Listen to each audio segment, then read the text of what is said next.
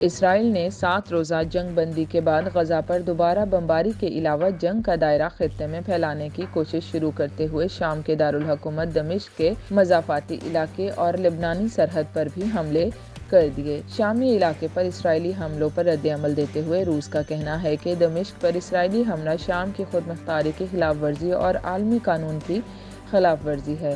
اسرائیلی افواج کی جانب سے لبنانی سرحد کو بھی نشانہ بنایا گیا، جس میں 3 لبنانی شہری شہید ہو گئے۔ اسرائیلی حملوں کے خلاف جوابی کارروائی کرتے ہوئے حزب اللہ نے بھی 1 گھنٹے میں اسرائیل پر 5 حملے کر دیے۔ دوسری جانب غزہ میں 7 روزہ جنگ بندی کے بعد اسرائیلی افواج نے ایک بار پھر بربریت کا مظاہرہ شروع کر دیا۔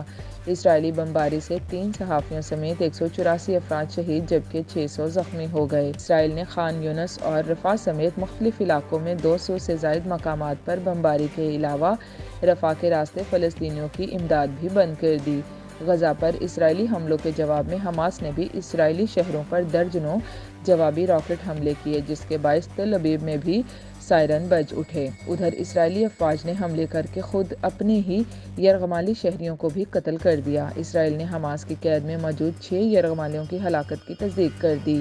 بفر زون بنانے کی آڑ میں اسرائیل کی جانب سے شمالی غزہ پر قبضے کی بھی کوششیں شروع کر دی گئی ہیں۔